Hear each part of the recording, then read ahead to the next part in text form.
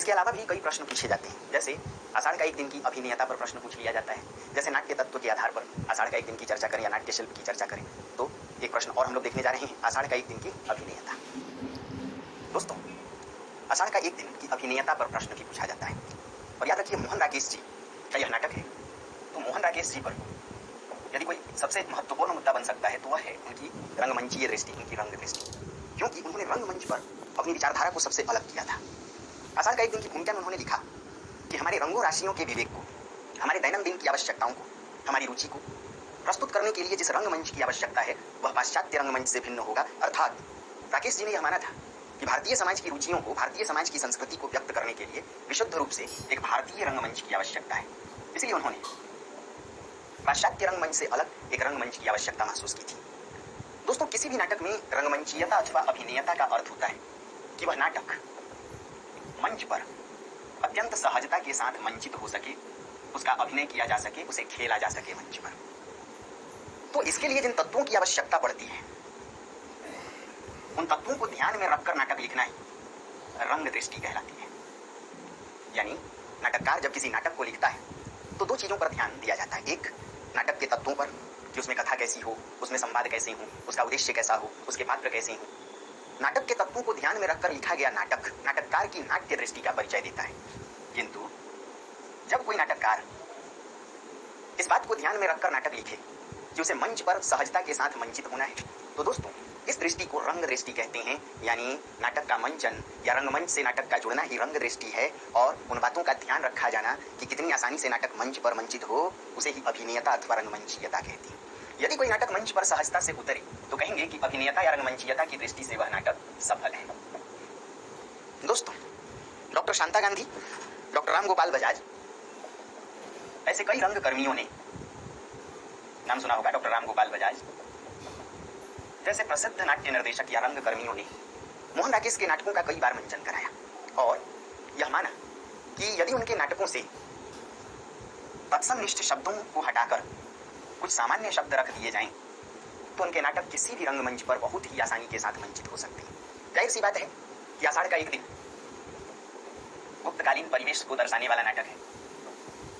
अब ऐसे में इसमें तत्समनिष्ठ भाषा का प्रयोग उस परिवेश के अनुकूल है, तो समझा जा सकता है कि कुछ कठिन शब्द भी होंगे, जैसे प्रतिहारी, जैसे विचक्षणता, जैसे आस्तरण, जैसे दूरवा, जैसे कल्प, जैसे राजदंड। अब इस प्रकार के शब्दों का होना इस नाटक में स्वाभाविक है। तो इन रंग कर्मियों ने, नाट्य निर्देशकों ने कहा कि भाई इन शब्दों की जगह प्रतिहारी की जगह सैनिक रख लें, विचक्षणता की जगह आश्चर्य रख लें, आस्तरण की जगह बिछौना रख लें, तल्प की जगह पलंग रख लें, दूरवा की जगह दूब रख लें, शावक की जगह हरिण का बच्चा रख लें, राजदंड की तरह राजदंडा रख लें। तो इस नाटक का मंचन और आसानी से किया जा सकता है। आषाढ़ का एक दिन की अभिनेयता या रंगमंचीयता इस बात पर निर्भर करती है कि इस नाटक में अंकों की संख्या कितनी है, दृश्य कैसे हैं, दृश्यों की योजना कितनी जटिल है, पात्रों की संख्या कैसी है, गीत वगैरह कितने हैं, संवाद लंबे हैं छोटे हैं, भाषा कैसी है, वेशभूषा किस प्रकार की है, ध्वनि और रंग संकेत कैसे हैं।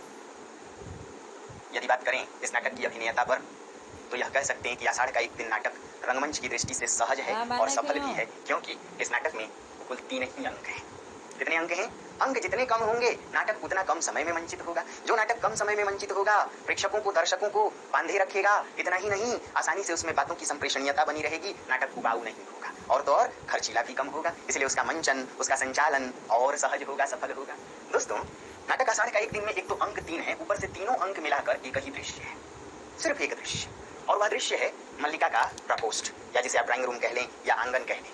नाटककार ने बहुत ही कुशलता के साथ, अत्यंत चतुराई के साथ एक ही दृश्य में वस्तु विन्यास में परिवर्तन को दर्शाकर अपनी रंग दृष्टि का परिचय दिया है कि मल्लिका के सामाजिक आर्थिक जीवन में परिवर्तन को किस प्रकार सहजता से प्रेक्षकों के सामने प्रस्तुत किया जा सके। दृश्य एक ही है दोस्तों, मल्लिका का प्रकोष्ठ, परंतु इस एक ही दृश्य में देखेंगे कि तीनों अंक में पहले अंक का दृश्य कुछ और है, दूसरे अंक में यही दृश्य कुछ वस्तुओं में बदलाव दर्शाता है और तीसरे अंक में फिर वही परिवर्तन है।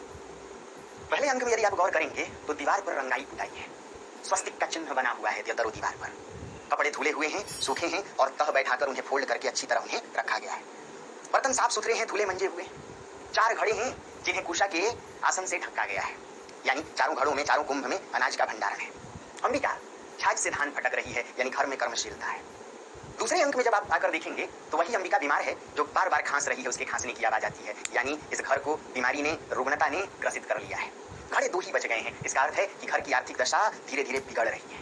दरो दीवार से रंगाई पुताई जगह जगह झड़ चुकी है और स्वास्तिक का चिन्ह बुझने लगा है, यानी घर से खुशहाली मानो गायब हो गई है। घर से मानो शुभ स्थितियां कमजोर पड़ गई हो, घर की शुभता धीरे धीरे छीन गई हो। बर्तन काले मैले कुचैले पड़े हुए हैं, कपड़े भी फटे, जगह जगह टाकियां लगे, जहां तहां बिखरी है। समझ सकते हैं आप कि तीसरे अंक में आकर के अंबिका नहीं रहती, इसलिए नाटककार ने 2 दीपक की जगह 1 दीपक को जलता दर्शाया है, यानी अब घर में एक ही जिंदगी है, बेटी है, मां नहीं रहती। या उस दीपक का जलना इस बात का भी परिचायक है कि किसी के मर जाने पर भी दीपक जलाते हैं, माता अंबिका नहीं है। घर पूरी तरह से उसमें रंगाई पुताई झड़ चुकी है। एक ही घड़ा है जिस पर गर्दन तक काई जमी है, इस बात का परिचायक है कि घर में डिप्रेशन है, अवसाद है। समझिए, इस नाटक में 3 ही अंक, एक ही दृश्य। दृश्य सिर्फ एक है, मल्लिका का प्रकोष्ठ, लेकिन इसी प्रकोष्ठ में वस्तु विन्यास, चीजों के बदलाव को दर्शाकर नाटककार ने अपनी रंगमंचीय दृष्टि, अपनी रंग दृष्टि का सशक्त प्रयोग किया है। आप देखें तो पहले अंक में आसन बिछा हुआ है, लोगों के आने जाने के लिए व्यवस्था है कि आगंतुक आए बैठें, उस पर मृगशाला बिछा हुआ है। लेकिन तीसरे अंक आते आते घर में आसन नहीं है, मृगशाला गायब है, बैठने के लिए मोढ़े नहीं। आप समझ सकते हैं कि मल्लिका की जो सामाजिक आर्थिक हैसियत है वह दिनों दिन डमाडोल हो रही है। रचनाकार ने अपनी रंग दृष्टि के माध्यम से एक ही दृश्य में वस्तुओं के परिवर्तन के द्वारा क्या सशक्त एक समझ देने की कोशिश की है। प्रेक्षक या पाठक इसे देखते ही समझ जाएगा कि बदहाली की दशा आ गई है। आलोचकों ने माना कि मल्लिका एक पूरा ग्रंथ तैयार करती है भोजपत्रों से सीकर कि कालिदास जब कभी इस ग्राम प्रांत में आएंगे, कश्मीर से या उज्जैनी से, तो उन्हें यह दूंगी ताकि इस पर एक नए महाग्रंथ की रचना कर सके। किंतु कालिदास मल्लिका से कभी नहीं मिलते और इसलिए वो ग्रंथ पूरा का पूरा रह जाता है। बार बार उस पर नाखून से खुरीच कर, मानो मल्लिका नाखूनों से खुरोच कर आंसुओं की स्याही से जीवन का एक महाग्रंथ उस पर लिख रही है। क्या कुशल और सशक्त रंग दृष्टि है नाटककार मोहन राकेश की। ग्रंथ का पूरा रह जाना इस बात का परिचायक है कि मल्लिका का जीवन भी पूरा रह जाता है। यह प्रेम तो करती है कालिदास से, किंतु उस प्रेम को सामाजिक संबंध या विवाह का रूप नहीं मिल पाता। पूरे ग्रंथ की तरह जीवन भी अंततः पूरा ही रह जाता है। दोस्तों, इस नाटक में पात्रों की संख्या भी अत्यंत संक्षिप्त है। यदि देखा जाए तो मात्र 4 पात्र ऐसे हैं जिन्हें आप मुख्य कह सकते हैं, मल्लिका, कालिदास, अंबिका और विलोम। कुछ हद तक प्रियंगु मंजरी को भी रख सकते हैं। बीच बीच में कई ऐसे गौण पात्र आते हैं जिनके माध्यम से नाटक की कार्य दशा को बढ़ते दर्शाया गया है या नाटक की घटनाओं को दर्शाया गया है। उन पात्रों के द्वारा आप देखेंगे कि ना तो अधिक समय लिया जाता है, ना उनके संवाद बहुत अधिक है। यदा कदा ऐसे पात्र आते हैं, जैसे आप देखें तो निक्षेप को, जैसे मातुल को, जैसे रंगिणी तंगिणी को, जैसे अनुस्वार अनुनासिक को, यानी कम पात्रों के द्वारा, कम दृश्यों के द्वारा, कम अंकों के द्वारा कोई भी नाटक मंच पर अत्यंत आसानी से मंचित होता है। बात की जाए इस नाटक के संवादों की, तो नाटक के संवाद बड़े नहीं है, छोटे हैं और बहुत ही मर्मपूर्ण है। कुछ संवाद तो ऐसे हैं जो पाठक को युगों तक याद रहे, जैसे विलोम क्या है, एक असफल कालिदास और कालिदास एक सफल विलोम। अब आप समझ सकते हैं जैसे परस्पर 2 विपरीत एक दूसरे के निकट दिखाई पड़ते हैं। समझिए, ये संवाद नहीं है, देखा जाए तो इनमें जीवन दर्शन छिपा हुआ है। जैसे माँ मैंने भावना में एक भावना का वर्णन किया है, देखिए क्या ये संवाद है। और वहीं अंबिका कहती है क्या होती है ये भावनाएं, क्या इन भावनाओं से स्थूल आवश्यकताओं की पूर्ति हो सकती है। भावना में एक भावना का वर्णन किया है। वह कहती है कि भावनाओं से पेट नहीं भरता। वह कहती है कि मेरे लिए भावना कुछ और नहीं, आत्म प्रवंचना है, छलना है, यानी जो भावना में जीता है वह यातना में जीने का अधिकारी है, क्योंकि भावना में जीने वाला हमेशा सामाजिक परिस्थितियों के आगे टूटता है। कई ऐसे मर्मस्पर्शी संवाद हैं। जैसे आप तीसरे अंक में देखें तो मैं टूट कर भी अनुभव करती रही कि तुम बन रहे हो। जैसे इस जीव को देखते हो, यह मेरे अभाव की संतान है, यह मल्लिका है जो धीरे धीरे बड़ी हो रही है। कालिदास कहता है संभवतः मैं वह व्यक्ति हूँ जिसे मैं खुद भी नहीं जानता। वह कहता है एक राज्याधिकारी का कर्तव्य क्षेत्र मेरे कर्तव्य क्षेत्र से भिन्न था। वह कहता है मैं हर रोज सोचता रहा कि परिस्थितियों पर एक दिन काबू पालूंगा, किंतु परिस्थितियों के हाथों ही बनता और चालित होता रहा। तो समझ सकते हैं कि इस नाटक के संवाद कितने छोटे हैं और मर्म स्पर्शी हैं, मर्म को छूने वाले। तीसरे अंक में यदि देखें तो मल्लिका और कालिदास के संवाद थोड़े लंबे हैं। तीसरे अंक में ये संवाद बेशक थोड़े लंबे हैं, लेकिन नाटककार ने एक युक्ति का परिचय दिया है। आप देखेंगे किताब खोल करके नाटक की पुस्तक को खोलिएगा तो संवादों को बीच बीच में तोड़े जाने की कोशिश की गई है और चेहरे या भावों की भंगिमा को बदलने के पश्चात फिर ये संवाद रखे गए। जाहिर सी बात है कि ऐसे लंबे संवाद को सामान्य रंगकर्मी या अभिनेता के द्वारा बोले जाने में दिक्कत आएगी। तो राम गोपाल बजाज और शांता गांधी जैसे नाट्य निर्देशकों ने कहा यदि प्रशिक्षण लिए हुए अभिनेता इस नाटक में पार्ट निभाएं या पात्रों का किरदार निभाएं तो यह नाटक और सफल हो सकता है। दोस्तों, अभी हम लोगों ने बात की कि इस नाटक की जो भाषा है वह तत्समनिष्ठ है ताकि गुप्तकालीन परिवेश को दर्शा सके। इसके कुछ शब्दों को सामान्य शब्दावली में बदल दिया जाए, तत्समनिष्ठ शब्दों की जगह तद्भव शब्दों में बदल लिया जाए। दूसरी बात कि इस नाटक में कई ध्वनि संकेतों का प्रयोग किया गया, जैसे घोड़ों की टापों का आवाज, जैसे वर्षा बूंदों की आवाज, बादलों के गरजने या मेघ के छाने की बात। तो नाटककार ने ऐसी सभी ध्वनियों या रंग संकेतों का भी कोई न कोई स्पष्ट अर्थ संकेत दिया है। यदि देखा जाए तो बादलों का छाना कहीं ना कहीं अवसाद का परिचायक है। आषाढ़ का एक दिन नाटक बारिश से शुरू होता है, बादल, वर्षा, बिजली। बारिश या वर्षा को भी आप देख सकती हैं कि जीवन में यदि अवसाद जमे तो आंखें जरूर बरसती हैं। तो बादलों का छाना यदि अवसाद है तो वर्षा आंसुओं का परिचायक है। अंततः मल्लिका का जीवन आंसुओं में डूबा मिलता है। उसके जीवन में दुख, आंसू और तकलीफ के अलावा कुछ नहीं। माता, उसकी माता का जीवन भी इन्हीं आंसुओं में डूबा है। इसलिए जगह विलोम कहता भी है कि अंबिका का जीवन तो मानो दुखों का इतिहास है। समझा जा सकता है कि शीर्षक भी इस नाटक के मंचन को और सहज बना देता है। पाठकों को समझने के लिए शीर्षक भी अपने आप में अर्थ गंभीरता से जुड़ा हुआ है, या कह सकते हैं कि यह शीर्षक अपने आप में पाठकों के लिए बोधगम्य है। दोस्तों, तो कह सकते हैं कि नाटक आषाढ़ का एक दिन भाषाई चुनौतियों के अलावा अन्य स्तरों पर सफल और सहज नाटक है। नाटककार की रंग दृष्टि उनकी नाट्य दृष्टि से भी कहीं अधिक शक्तिशाली है। मोहन राकेश जी स्वयं लिखते थे कि लिखा हुआ नाटक यानी पुस्तक में जो नाटक है वह तो हड्डियों का ढांचा है। उसे नाटककार की रंग दृष्टि या नाटक की मंचीयता या नाटक जब रंगमंच से जुड़ जाए तो समझिए वह प्राणवान हो जाता है, उसे हाड़ मांस मिल जाता है, उसे प्राणवायु मिल जाता है। तो क्या मैं उम्मीद करूं ये बातें समझ में आई? इनको 2-3 बार सुन करके अपने से लिखिए, बहुत अच्छा लिखेंगे आप। और फिर भी अगर दिक्कत हो तो मैं बोल बोल के दिखाऊंगा भी।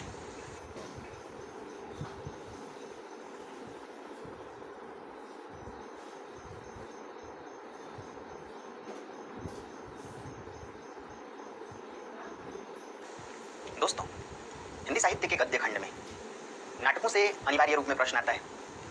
3 ही नाटककार ज्यादा जरूरी हैं, ज्यादा अनिवार्य हैं, या इन्हीं से प्रश्न बनते हैं? भारतेंदु हरिश्चंद्र, मोहन राकेश और जयशंकर प्रसाद। जयशंकर प्रसाद के 2 नाटकों को आपको पढ़ना है। एक तो आईएएस में स्कंदगुप्त और पीसीएस वगैरह के लिए चंद्रगुप्त भी आप तैयार कर लें। दोस्तों, नाटककार प्रसाद जी से 3 प्रकार के मुद्दे पूछे जाते हैं। एक, उनके नाटकों में राष्ट्रीय जागरण, एक प्रश्न बड़ा अनिवार्य होता है, लगभग पूछा ही जाता है। दूसरा, उनके नाटकों में कल्पना और इतिहास का मिश्रण। और एक तीसरा प्रश्न भी बहुत जरूरी हो जाता है या लगभग पूछा ही जाता है, उनके नाटकों में अभिनेता। क्योंकि ये विवादित मुद्दा है। उनके नाटक रंगमंच या अभिनय की दृष्टि से उतने सफल नहीं माने गए, इसे लेकर के कई विवाद उत्पन्न हुए, कई प्रकार की प्रतिक्रियाएं उत्पन्न हुई। तो ये 3 प्रश्न आप प्रसाद जी के नाटकों से जरूर तैयार करें। बाकी तो और नाट्य तत्व वगैरह को तैयार करें, स्वच्छंदतावादी चेतना प्रसाद के नारी पात्रों को आप तैयार करें। दोस्तों, जयशंकर प्रसाद जी का संबंध जाहिर सी बात है कि इनके नाम पर ही हिंदी नाटकों की धारा चली है। प्रसाद युगीन नाट्य धारा से रहा है। यह माना गया कि प्रसाद जी ने ऐतिहासिक नाटकों की रचना की, यानी इतिहास के अप्रकाशित अंशों का प्रयोग इन्होंने अपने नाटकों में किया। ऐसे भी देखा जाए तो नवजागरण या पुनरुत्थानवादी चेतना का अर्थ ही होता है, या राष्ट्रीय सांस्कृतिक जागरण का अर्थ ही होता है अतीत से प्रेरणा लेना। यही वजह है कि जयशंकर प्रसाद के नाटकों में अतीत के अप्रकाशित अंशों या अतीत के ऐतिहासिक अंशों का व्यापक प्रयोग रहा है। उन्होंने अपने नाटक विशाख दत्त की भूमिका में लिखा कि किस नाटक की भूमिका में? हाँ, विशाख की भूमिका में, कि कोई भी जाति अतीत का अनुशीलन अपने वर्तमान के आदर्श को संगठित करने के लिए करती है। जाहिर सी बात है कि जयशंकर प्रसाद जी जब नाटक लिख रहे थे तो वह दौर था 1910 से लेकर के लगभग 1936 तक, यानी राष्ट्र पराधीन था, हम गुलाम थे। तो राष्ट्रीय पराधीनता को खत्म करने के लिए जाहिर सी बात है कि राष्ट्रीय जागरण या नवजागरण परक चेतना की आवश्यकता पड़ी।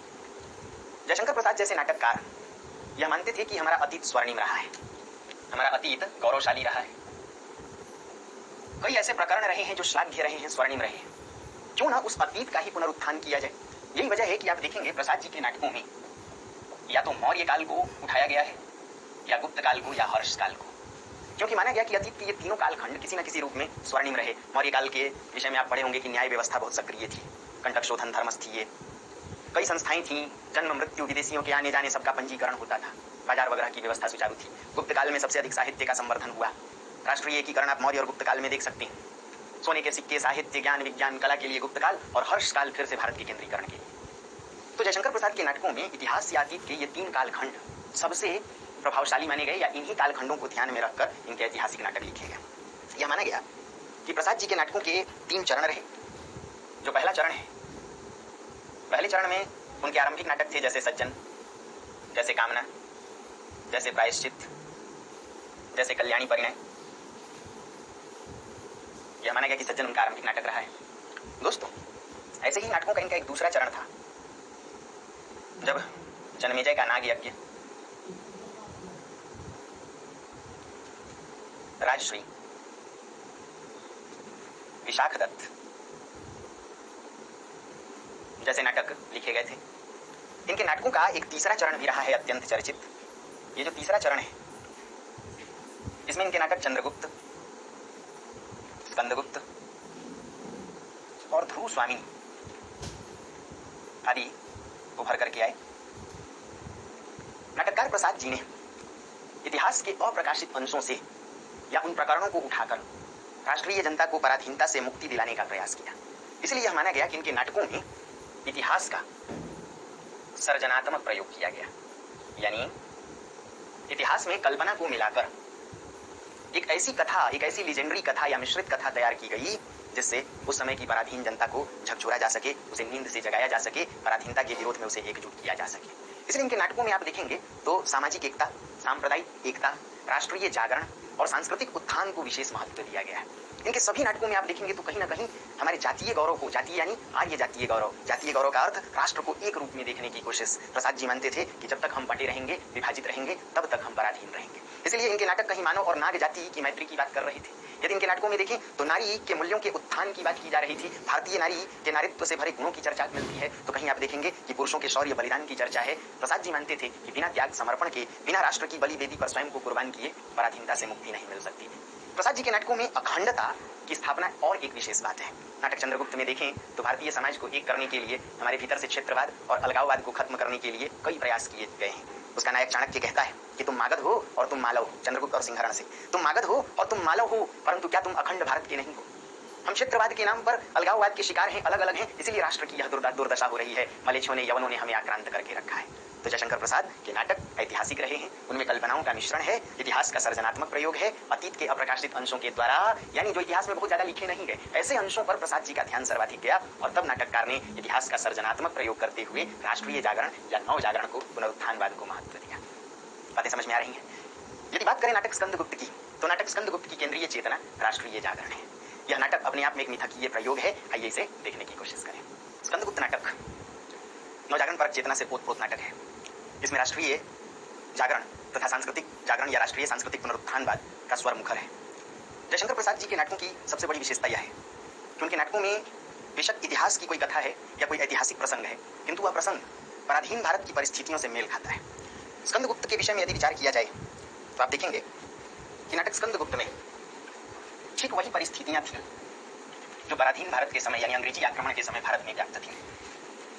नाटककार ने यह संकेत दिया कि कोई भी समाज जब सांप्रदायिक विभेद का शिकार होता है, आंतरिक कलह का शिकार होता है, तथा समाज का नेतृत्व वर्ग या समाज का नेतृत्व करने वाला वर्ग यदि भोग विलास में डूबा हो, तो उस समाज का पराधीन होना, उसे दूसरे के हाथ में चला जाना स्वाभाविक है। दोस्तों, स्कंदगुप्त कुल 5 अंकों में लिखा गया नाटक है। इस नाटक में कथा कुछ इस प्रकार की है कि शासक कुमार गुप्त, जो गुप्त वंश का, गुप्त काल का शासक है, किंतु यह भोग विलास से जर्जर है। बहुविवाह प्रथा के कारण उत्तराधिकार नियम को लेकर के कोई निश्चितता की स्थिति नहीं है। कुमार गुप्त की 2 रानियां हैं। पहली रानी महादेवी देवकी और दूसरी पत्नी अनंत देवी। महादेवी देवकी का ही पुत्र स्कंदगुप्त है, जबकि अनंत देवी का पुत्र पुरुगुप्त है। गुप्त शासन या गुप्त साम्राज्य में उत्तराधिकारी कौन होगा, बड़ा बेटा या छोटा बेटा, उत्तराधिकारी का नियम अव्यवस्थित है। छोटी रानी अनंत देवी अपने पुत्र पुरुगुप्त को सत्ता पर काबिज करने के लिए, गद्दी पर बैठाने के लिए षड्यंत्र करती रहती है और उसी के षड्यंत्र के कारण कुमार गुप्त की हत्या होती है, यानी शासक की हत्या। जाहिर सी बात है कि आंतरिक कलह, छोटी रानी का षड्यंत्र, पिता की हत्या और पाटलिपुत्र में यानी सत्ता की राजधानी में शराबियों के समारोह को देखकर, भोग विलास के इस तांडव को देखकर नायक स्कंदगुप्त का मन पूरी तरह उदासीन है। वह निष्क्रियता की दशा में है। ना तो वह उत्तराधिकारी बनने के फिराक में है, ना सत्ता संभालने के चक्कर में है। मानो वह एक वैराग्य की दशा में है, एक उदासीनता, निष्क्रियता की स्थिति में है। छोटी रानी अनंत देवी हुण आक्रांताओं के आक्रमण के लिए षड्यंत्र करती। वह चाहती है कि पाटलिपुत्र पर फिंगिल जैसे हुण आक्रांता आक्रमण करें। इसलिए वह बौद्ध स्थविर प्रपंच बुद्धि के साथ मिलकर षड्यंत्र करती है और उसके षड्यंत्र में साम्राज्य के कई बड़े अधिकारी लिप्त हैं, जैसे भट्टार्क, जैसे सर्वनाग। समझा जा सकता है कि यह वही परिस्थितियां और तो और आपस में हिंदू और बौद्ध जनता सांप्रदायिक विभेद का शिकार है। इसका कारण यह है कि मौर्य वंश पूरी तरह से बौद्ध धर्म पर आधारित था और फिर पुष्यमित्र शुंग ने बृहद्रथ की हत्या करके हिंदू सत्ता या हिंदू धर्म आधारित सत्ता की नींव रखी थी। और अब गुप्त वंश में पूरी तरह से हिंदू धर्म पर आधारित सत्ता है। ऐसे में बौद्ध धर्म उपेक्षित है। कहीं ना कहीं बौद्ध धर्म को यह लगता है कि हिंदुओं के वैदिक यज्ञों से, पशु बलि आदि से उनका धर्म आहत है, मुंडी धर्म या सद्धर्म या बौद्ध धर्म आहत है। ऐसे में कहीं ना कहीं बौद्ध भिक्षु या बौद्ध स्थविर या बौद्ध मतावलंबी इस षड्यंत्र में शामिल है। तख्ता पलट या सत्ता को उलट पुलट देने, और इसी का दुष्परिणाम है कि कुमारगुप्त की हत्या होती है। पूरे साम्राज्य में आंतरिक कलह है, पूरे साम्राज्य में षड्यंत्र व्याप्त है, अस्थिरता है। और इसी परिवेश का लाभ लेकर हिंदू मुसलमान यानी हिंदू और बौद्ध जनता आपस में जो बिखरी हुई है, इसी का लाभ लेकर के हुण आक्रांता, शक और हुण गुप्त साम्राज्य पर आक्रमण करती है। आप समझ सकते हैं कि ठीक यही व्यवस्था या ठीक ऐसा ही परिवेश अंग्रेजों के भारत में भी था। यानी जब अंग्रेजों ने आक्रमण किया तो कुछ इसी प्रकार का परिवेश व्याप्त था। आप देख सकते हैं कि अंग्रेजी आक्रमण के समय हिंदू और मुसलमान जनता आपस में टकरा रही थी। जिस प्रकार इस नाटक की कथा में पूरे गुप्त साम्राज्य में मदिरापान या भोग विलास जैसी कुप्रवृत्तियां व्याप्त थीं, अंग्रेजों ने जब आक्रमण किया या अंग्रेजों ने भारत को लूटा, उस समय भी हमारा सामंती समाज बेखबरी की दशा में सोया हुआ था, भोग विलास में डूबा हुआ था। हम आंतरिक कलह के शिकार थे। छोटे छोटे रियासत आपस में आए दिन लड़ते रहते थे।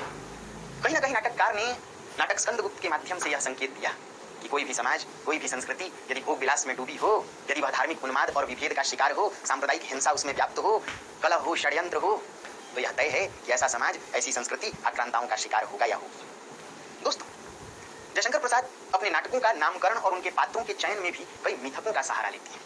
देखा जाए तो स्कंदगुप्त नाटक का नायक स्कंद है और नायिका देवसेना है। अब आप समझ सकते हैं, स्कंद को षडानन कहते हैं। षडानन यानी शिव जी के बड़े पुत्र कार्तिकेय या कुमार, और पंचानन स्वयं शिव जी। ये स्कंद देवताओं के सेनापति हैं। हाँ, देवासुर संग्राम में देखें तो स्कंद ही देवताओं के सेनापति हैं।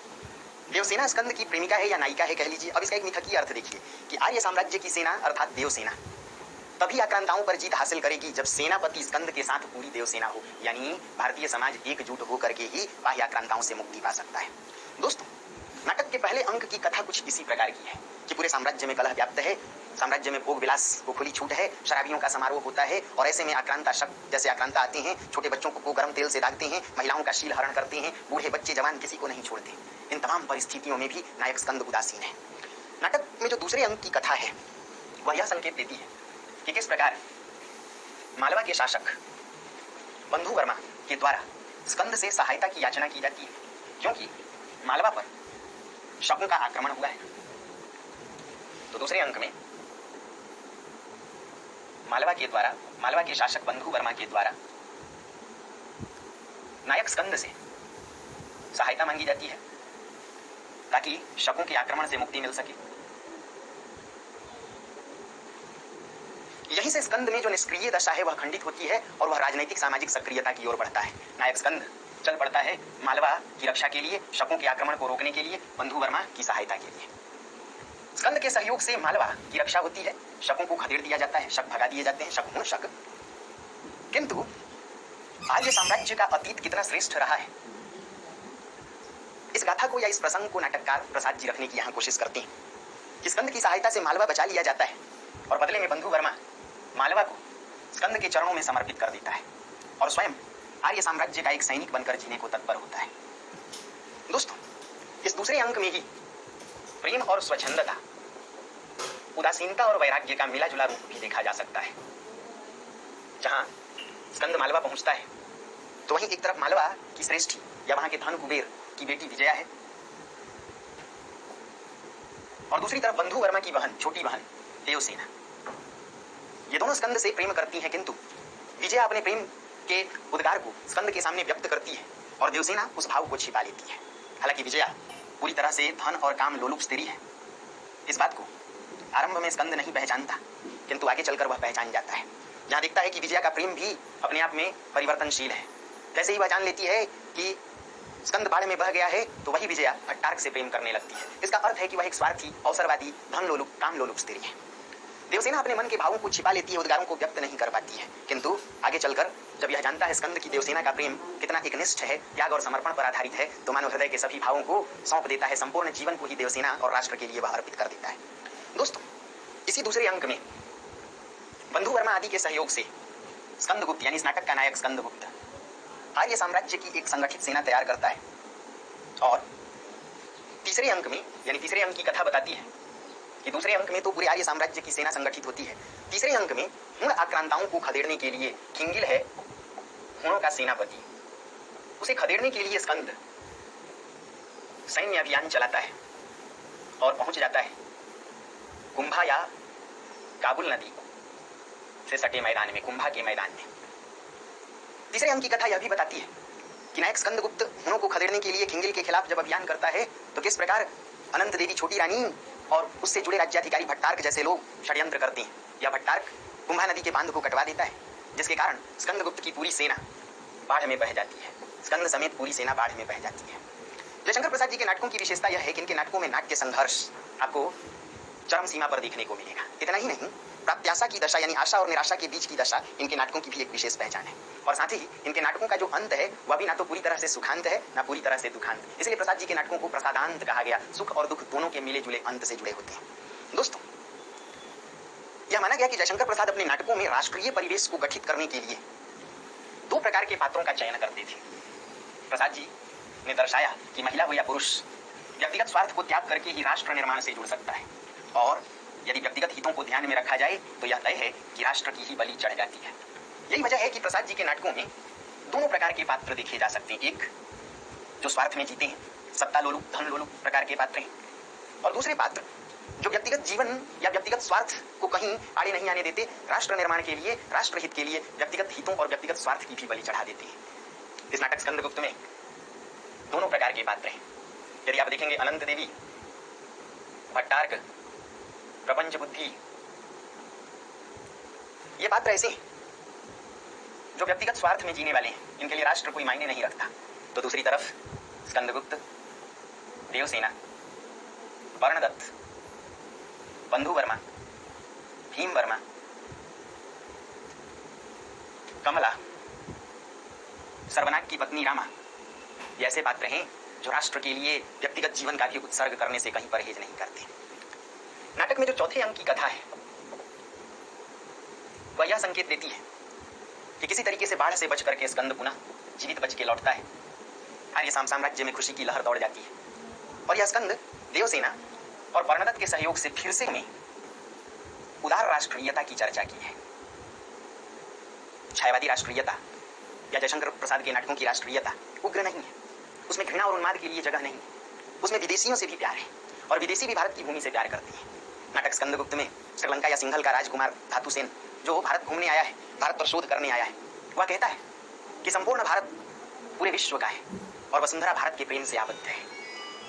यदि और नाटकों को देखें, जैसे चंद्रगुप्त नाटक में भी देखें, तो सिकंदर कहता है कि मैं तलवार खींचे आया था और हृदय देकर के जाता हूँ। जैसे कार्नेलिया कहती है कि अन्य देश या अन्य राष्ट्र तो मानव को जन्म देने वाली भूमि, किंतु भारत प्रेम और मानवता का जन्मदाता है। यहाँ की मातृभूमि प्रेम, मानवता और उदारता जैसे तत्वों को जन्म देती है।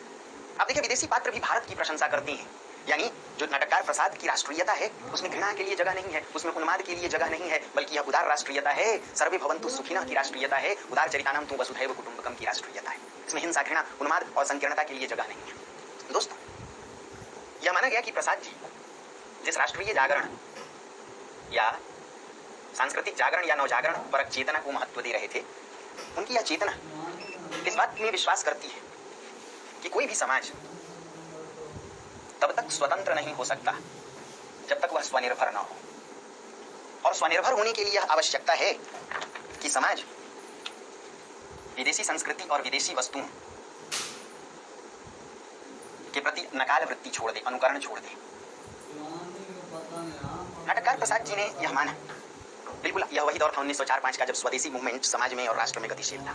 नाटककार प्रसाद जी भी यह मानते थे कि जब तक हम विदेशी संस्कृति और विदेशी वस्तुओं के प्रति अनुकरण को नहीं छोड़ेंगे, नकल वृत्ति को नहीं छोड़ेंगे, ऐसी रुचि जो विदेशी संस्कृति से जुड़ी हो उसे जब तक हम नहीं छोड़ेंगे, तब तक स्वदेशी और स्वराष्ट्र के प्रति प्रेम उत्पन्न नहीं हो सकता। स्वदेशी का अर्थ ही है स्वनिर्भर होना, कर्मशील होना। व्यक्ति यदि कर्मशील होगा तो भाग्यवाद से मुक्ति पाएगा। स्वयं प्रसाद जी लिखते हैं कि भाग्यवाद आवरण है पाप का। व्यक्ति कर्म करेगा तो ही स्वनिर्भर होगा। क्या हो गांधी जी गया? का बहुत अधिक प्रभाव था जयशंकर प्रसाद निराला जैसे रचनाकार। कौन है? गांधी जी यह मानते थे उनका चरखा चलाना कुछ और नहीं स्वनिर्भरता का परिचायक है, कर्मशीलता का। और जो समाज स्वनिर्भर होगा, कर्मशील होगा, वही स्वतंत्र होगा। भला वह परतंत्र और परनिर्भर कैसे हो सकता है। इसलिए इस नाटक में कई ऐसे बिंदु हैं जिनमें व्यंग है विदेशी संस्कृति और विदेशी वस्तुओं के प्रति भारतीयों के मन में जो रुचि और लगाव, उस पर व्यंग। एक पात्र कहता है कि यवनों से उधार ली हुई सभ्यता नामक विलासिता के पीछे आर्य जाति उसी प्रकार पड़ी हुई है जिस प्रकार कोई नागरिक कुलवधु को छोड़कर वेश्या के चरणों में लोटपोट कर रहा हो। एक जगह वर्णदत्त भी कहता है कि अच्छे कपड़े पहनकर, बालों को संवार कर, अकड़कर घूमता है। कुलवधुओं का अपमान होता देखकर भी मौन है। जिस देश के नवयुवक ऐसे हों, उसे तो अवश्य ही दूसरे के हाथ में यानी दूसरे का गुलाम हो जाना चाहिए। वह कहता है नीच दुरात्मा विलास का नारकीय कीड़ा। यानी भारतीय समाज को झकझोरने के लिए प्रसाद जी के नाटकों में कहीं न कहीं व्यंग भी है, राष्ट्रीय जागरण की चेतना है, अतीत के प्रति मोहाविष्ट दृष्टिकोण है कि हमारी अतीत की जो संस्कृति थी, स्वर्णिम थी, उसे फिर से पुनर्स्थापित किए जाने की आवश्यकता है। तो क्या हम अतीत में स्वनिर्भर थे? क्या हम अतीत में विश्वगुरु थे? ज्ञान, विज्ञान, कला, साहित्य और यहाँ तक कि सभी क्षेत्रों में हम समृद्ध थे, अग्रणी थे। तो फिर हम अंग्रेजी पराधीनता और दास्तां के शिकार क्यों हुए? तो इसका कारण मिलता है, एक तो हम सांप्रदायिक रूप से विभाजित हुए, नंबर 2 विदेशी संस्कृति के प्रति अनुकरणधर्मी हुए, नंबर 3 जाति धर्म के आधार पर हम बंटे, नंबर 4 भोग विलास में हम लिप्त हुए, नंबर 5 आंतरिक कलह और षड्यंत्र के शिकार हुए। इन्हीं बिंदुओं पर यह नाटक लिखा गया ताकि अंग्रेजी काल के भारत को और उस भारत की राष्ट्रीय जनता को झकझोरा जा सके। दोस्तों, नाटक का 5वां अंक यह संकेत देता है कि किस प्रकार चौथे अंक में स्कंद फिर से आर्य साम्राज्य की सेना संगठित करता है देवसेना और कर्णदत्त के सहयोग से, और 5वें अंक में वह हुण सेनापति खिंगिल को मार भगाता है। यह हुण सेनापति है, हुणों का मुखिया। यह नाटक संकेत देता है कि व्यक्ति अपने मनोबल से समाज और राष्ट्र का निर्माण कर सकता है और प्रेम राष्ट्र से जोड़ सकता है। नायक स्कंद व्यक्तिगत प्रेम की जगह राष्ट्रीय प्रेम को महत्व देता है। सत्ता अंततः उसे मिलती है जिस सत्ता के लिए वह जीवन भर संघर्ष करता है, किंतु उसी सत्ता को अपने छोटे भाई गुरुगुप्त को सौंप देता है। अब आप समझिए, यानी प्रसाद जी मानते थे जिस प्रकार गांधी आजादी मिली लेकिन उन्हें किसी पद की लालसा नहीं थी, इसलिए वह फकीर के फकीर बने रहते हैं, संत के संत। प्रसाद जी के नाटक भी यह संकेत देते हैं कि सत्ता तो समाज के लिए है, उस पर किसी व्यक्ति का व्यक्तिगत भोग कैसे हो सकता है। आप नाटक चंद्रगुप्त को भी देखिए, नायक चाणक्य अखंड भारत का निर्माण करता है लेकिन उसमें सत्ता लोलुपता नहीं। वह चंद्रगुप्त के पिता को कहता है चलो अब हमारा तुम्हारा काम खत्म हो गया, चलो वानप्रस्थ, चलो संन्यास। वही सत्ता चंद्रगुप्त के हाथ में सौंपकर चाणक्य चल पड़ता है एकदम निर्लिप्त, निस्वार्थ, बिना किसी लालच की, बिना किसी मोह के। वैसे ही स्कंद भी हुणों को खदेड़ता है, आर्य साम्राज्य को निष्कंटक बनाता है, सत्ता को सुरक्षित करता है, गुप्त साम्राज्य की नींव को और मजबूत करता है, किंतु उसी सत्ता को अपने छोटे भाई गुरुगुप्त को सौंप देता है जिसकी माता अब तक षड्यंत्र कर रही थी। और इतना ही नहीं, अंततः देवसेना भी उसे मिलती है, देवसेना का प्रेम भी मिलता है, किंतु देवसेना के प्रेम को वह राष्ट्र प्रेम से ऊपर नहीं मानता। देवसेना और स्कंदगुप्त दोनों यह प्रण लेती हैं कि आजीवन कौमार्य व्रत का पालन करते हुए राष्ट्र निर्माण में इस जीवन को व्यतीत करेंगे। इसलिए दोनों के हृदय में एक दूसरे के लिए देवी और देवता की इज्जत है, वही भाव है, वही सम्मान है, लेकिन उस सम्मान में पवित्रता है, उसमें भोग नहीं है, वह समर्पण मूलक प्रेम है। प्रसाद जी कहीं ना कहीं यह संकेत देते थे कि प्रेम वह है जो समर्पण मूलक है। छायावादियों का प्रेम दैहिक प्रेम नहीं था। एक कवि के रूप में जयशंकर प्रसाद कहीं ना कहीं छायावादी रचनाकार थे जिनके लिए नारी श्रद्धा का विषय है और प्रेम पीयूष की तरह है, पीयूष स्रोत बहा करो जीवन के सुंदर समतल में। इसलिए नारी में लज्जा भाव को देखते थे। मैं रति की प्रतिकृति लज्जा हूँ, शालीनता सिखाती हूँ, प्रसाद के लिए नारी शालीन होनी चाहिए। और यही वजह है कि इस नाटक स्कंदगुप्त में भी विजया जो धनलोलुप और कामलोलुप स्त्री है, कहीं ना कहीं उसकी आत्महत्या, वह स्वयं आत्महत्या कर लेती है ग्लानि से भर करके। दर्शाती हैं नाटककार प्रसाद जी कि ऐसी नारी के लिए समाज में कोई जगह नहीं। नारी तो देवसेना की तरह हो जो सतीत्व की रक्षा करते हुए राष्ट्रहित के लिए अपना सर्वस्व सौंप दे। दोस्तों, जयशंकर प्रसाद जी के नाटकों की एक और बड़ी विशेषता यह है कि इनके नाटकों में नारी पात्र अत्यंत सशक्त है। पुरुष तो राष्ट्र प्रेम राष्ट्रहित के लिए अपनी कुर्बानी देते हैं, नारी पात्रों को भी देखें। जैसे नाटक स्कंदगुप्त में कई स्त्रियां हैं। देवसेना यदि बात करें तो कमला या देवकी, कमला भट्टारक की माता और देवकी स्कंद की माता, रामा सर्वनाग एक सैनिक है, उसकी पत्नी, ये सभी स्त्रियां राष्ट्र के लिए मर मिटने को तैयार है। भट्टारक जो एक भटका हुआ राज्याधिकारी है, उसकी मां कमला उसे स्कंद के पास प्रस्तुत करती है कि आप चाहें तो आर्य इसे सजा दें और इसे कड़ी से कड़ी सजा दें, यह मेरा पुत्र कैसे, जो मातृभूमि के साथ विश्वासघात करे वह मेरा पुत्र नहीं हो सकता। ऐसे ही देवकी राष्ट्रहित के लिए पुत्र स्कंद को एक प्रकार से न्यौछावर कर देती है, और रमा जो सर्वनाग की स्त्री है वह कहती है ये आभूषण, ये चमक दमक, ये लालच, मुझे मोह नहीं है इनसे। जी तुम कैसे पुरुष हो, ये मातृभूमि से गद्दारी करके मेरे लिए ऐसो आराम ढूंढ रही हो। अर्थात प्रसाद जी ने दर्शाया कि कोई भी समाज तभी सुदृढ़ हो सकता है राष्ट्र के रूप में, तभी वह सबल हो सकता है जब वहाँ पुरुष तो पुरुष, वहाँ की स्त्रियां भी अपने आप में संगठित हों, सशक्त हों, मनोबल उनका दृढ़ हो। यह नाटक इसी बिंदु पर खत्म होता है और राष्ट्रीय जागरण के कई स्रोतों की तलाश करता है, जिसमें यह संकेत है कि धातुसेन चाहता है कि बौद्ध और हिंदू जनता मिलकर एक हो जाए। यह नाटककार का संदेश था कि जब तक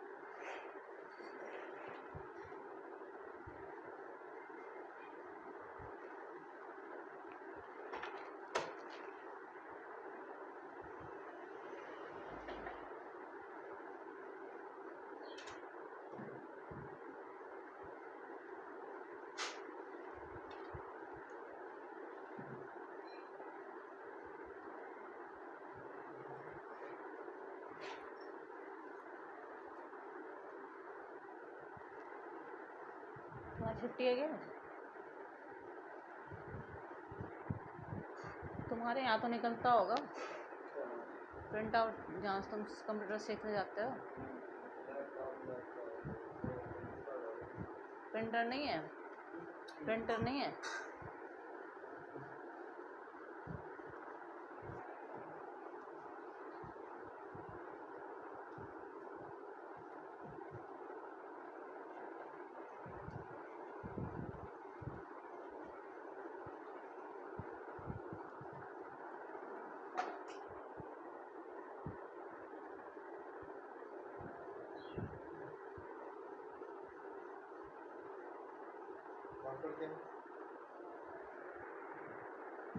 बताओ 72 क्या था नंबर?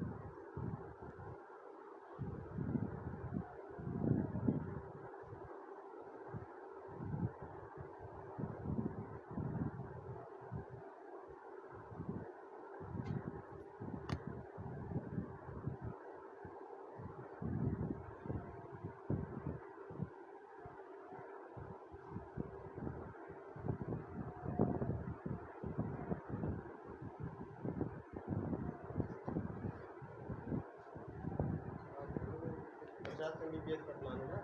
हाँ जी।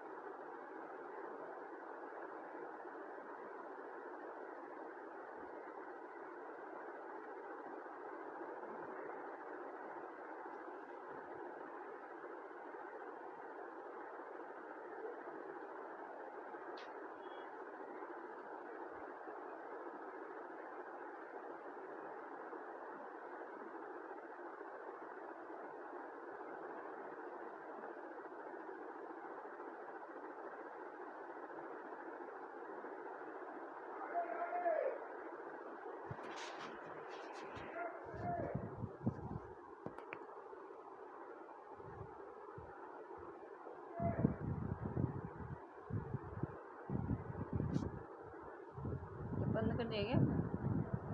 बंद कर दिया क्या? हैं?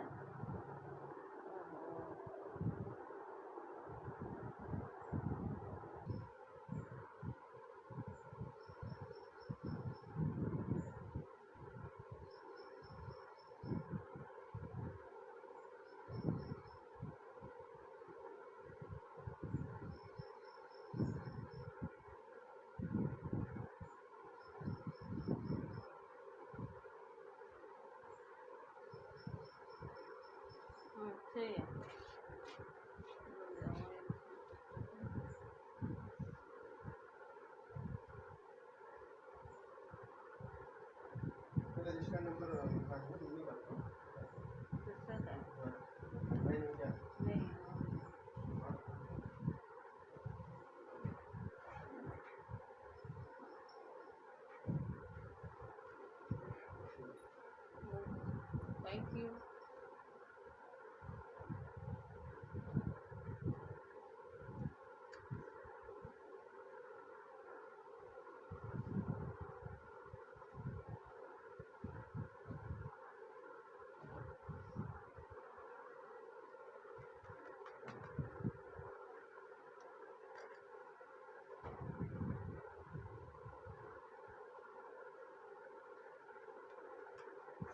क्या खाया हुए?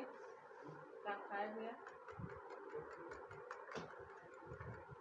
कट फ्रूट वाला नहीं आया? अरे कोई केला वेला वाला नहीं आया? वहाँ से आऊँगा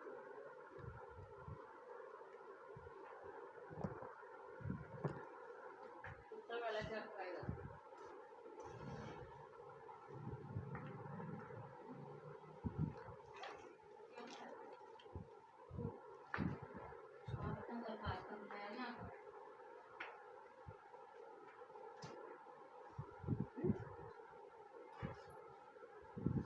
ले जाके पीछे आम शाम से कुछ मिला है केला वेला कुछ मिल गया चाहिए तो जल्दी चाहिए यार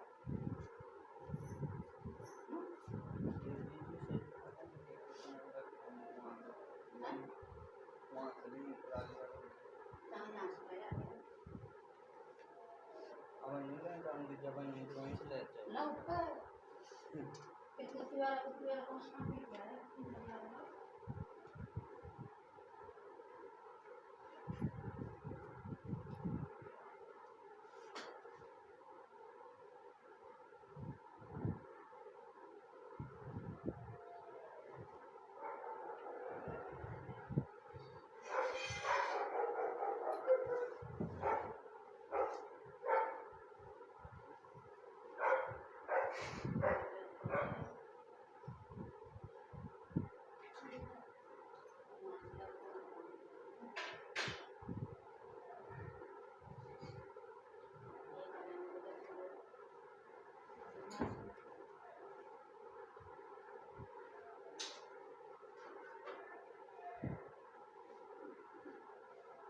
काले काले काले केला जो तुम्हें खाना होगा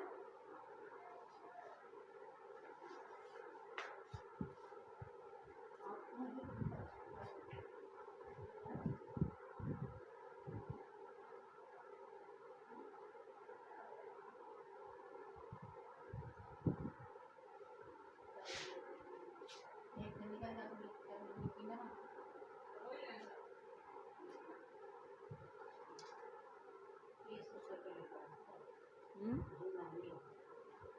केला क्या कौन सा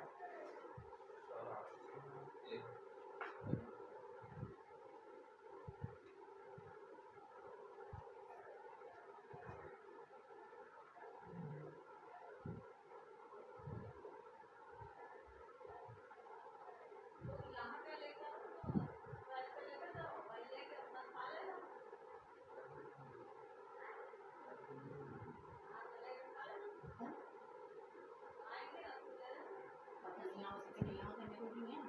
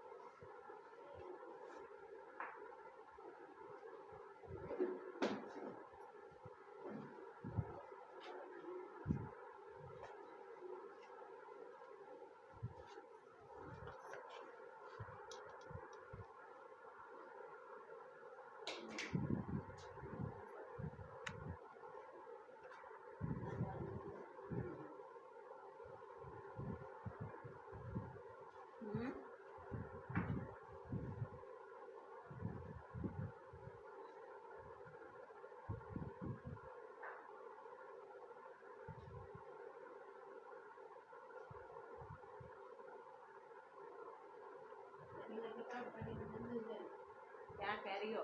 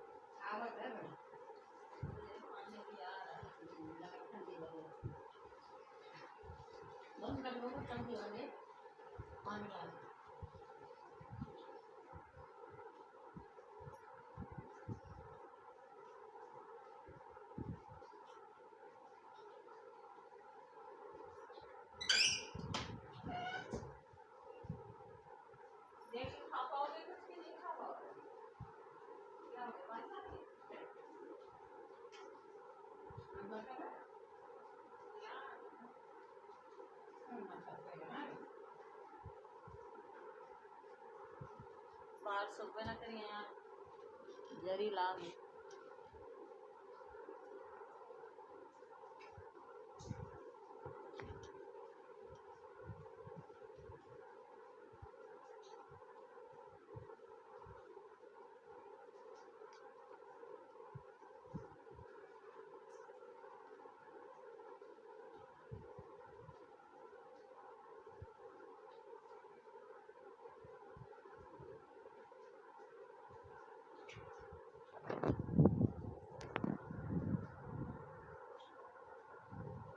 बारिश की वजह से लग रहा है पानी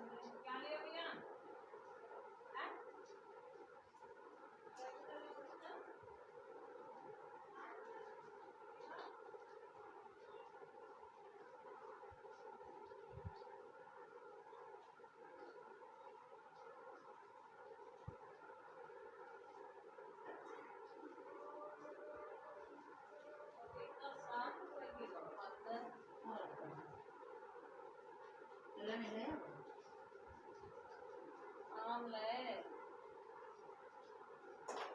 पीतल है